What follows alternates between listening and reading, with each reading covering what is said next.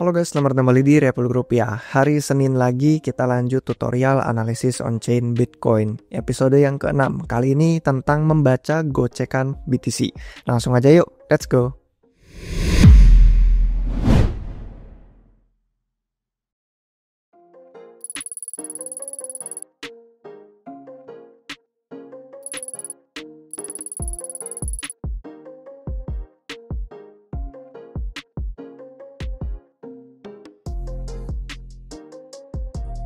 Oke, jadi untuk yang episode kali ini kita bahas tentang pasar Bitcoin. Itu kan selalu dinamis. Dunia itu berubah terus, dipengaruhi banyak faktor ya. Ada jumlah koin BTC yang ditambang, dijual, dibeli itu berapa banyak. Terus periode waktunya kapan, arus masuk modal baru ada yang masuk, ada adopsi, ada yang holder, dan regulasi, likuiditas, makroekonomi, sama resesi juga semua kena faktor. Selalu ada gocekan, volatilitas, guncangan, kejutan, dan yang kita bahas ini dengan metrik rasio risiko tekanan jual atau sell side risk ratio. Itu indikator yang memberi sinyal apakah pasar seimbang atau tidak stabil. Nah, keseimbangan itu periode waktu koin BTC geraknya di dalam kisaran harga yang sama. Penyesuaian portofolionya kecil, investor dan trader nggak untung dan rugi banyak.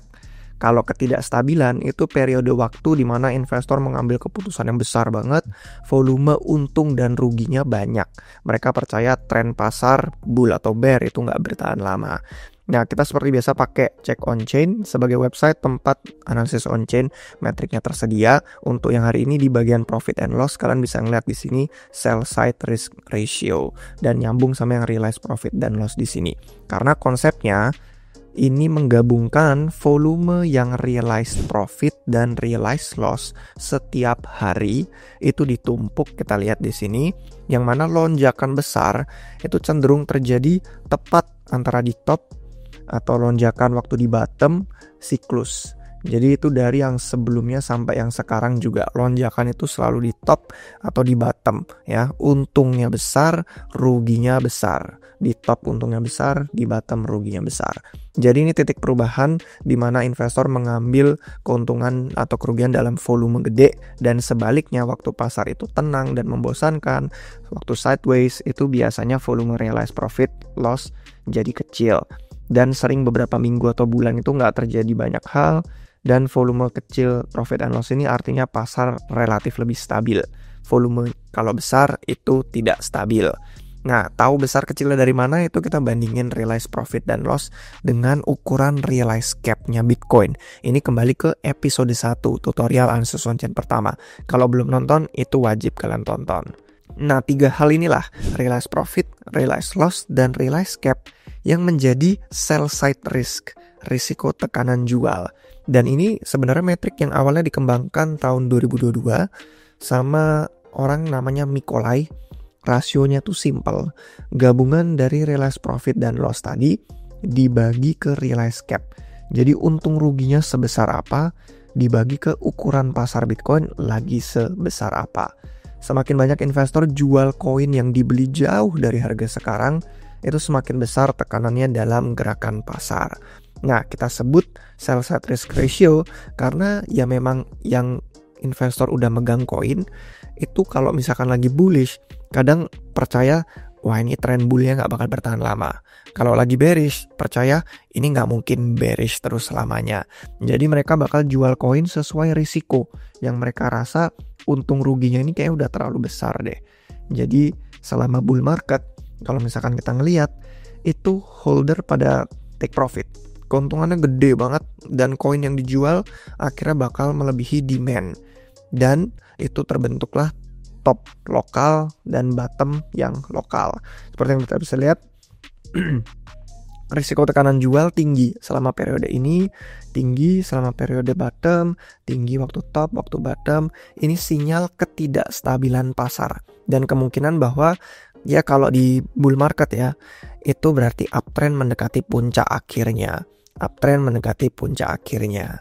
Dan uptrend mendekati puncak akhirnya. Selama waktu di level tinggi, nggak bertahan lama di atas, biasanya singkat, tajam, sering pas dengan titik perubahan pasar yang besar. Langsung zut-zut, selesai. Nah, selama akhir bear market, ini biasanya awal bull market juga itu harga biasanya sideways. Harga sideways ini warna-warna yang dingin ya, bukan warna yang panas.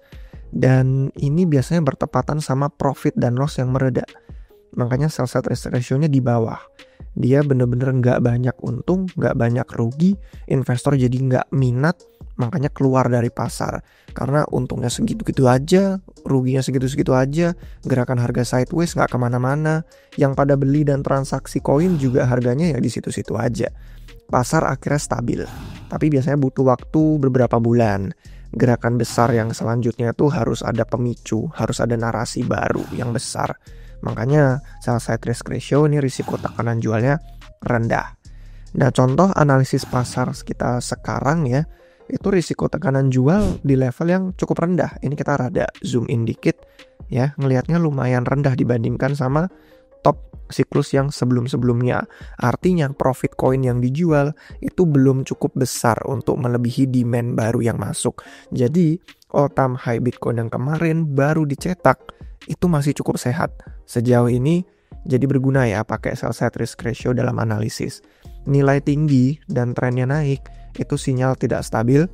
Ada probabilitasnya meningkat bahwa tren, mau itu bull, mau itu tren bear, itu mendekati akhirnya.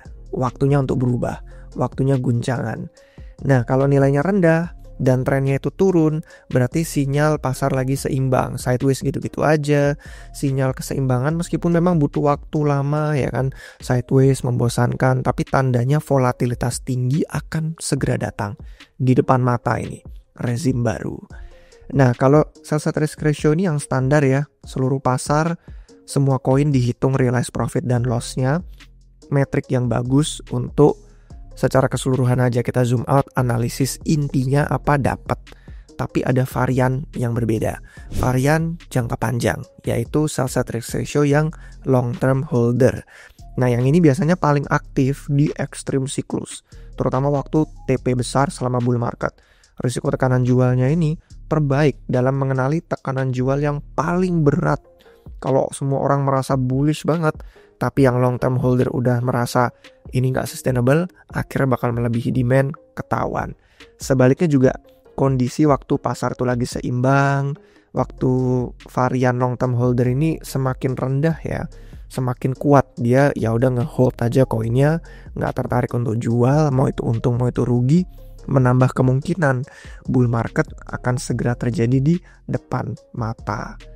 Nah, varian yang kebalikannya dari long term holder itu short term holder, jadi yang jangka pendek. Ini kelompok yang jauh lebih aktif, trader ya kan, jangka pendek.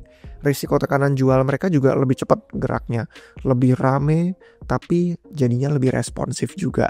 Nah, chart ini menunjukkan cara kita membedakan local top dan local bottom. Kelihatan ya, local top, local bottom, local top, local bottom, perubahannya langsung lebih jelas daripada varian yang long term holder tadi atau yang pertama yang varian standarnya.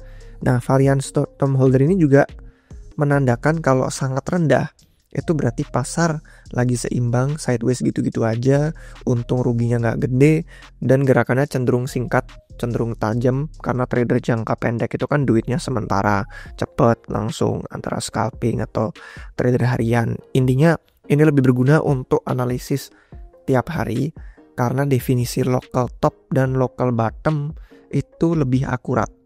Tapi varian ini juga lebih volatil, jadi kadang lebih banyak noise, dan sinyalnya itu kadang suka keliru. Kesimpulan penutupnya adalah penting untuk diingat bahwa risiko tekanan jual ini itu berlaku kedua arah. Jadi bukan berarti pasar mau terbang lebih tinggi atau anjlok lebih dalam. Sinyal pasar ini berlaku kedua-duanya, mau itu bull, mau itu bear. Kalau value-nya tinggi, berarti pasar lagi nggak stabil. Sinyal mau terbebas dari wilayah yang sideways, dan kalian bisa ekspektasi ada volatilitas, ada guncangan, ada gocekan, ada kejutan. Jadi seperti yang kami singgung di tutorial yang pertama, yang analisis on-chain, ini kan kita bahas tentang gimana kalau digabungin data on-chain sama data pasar lain, contohnya kayak pasar option, derivatif gitu, ternyata dua metrik itu sangat mirip loh.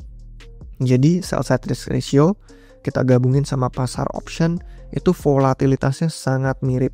Padahal dua sektor pasar yang berbeda. Satu spot, satu derivatif. Jadi luar biasa ya. Data on-chain sendiri bisa menggambarkan kisah pasar yang kalau kita dalamin, memang analisis on-chain Bitcoin itu sangat seru banget dan bermanfaat. Semoga bisa membantu untuk yang episode ke-6 hari ini. Kalau misalkan kalian belum nonton episode sebelumnya, cek playlist analisis on-chain Republik Rupiah. Sampai jumpa di episode berikutnya guys. Cheers!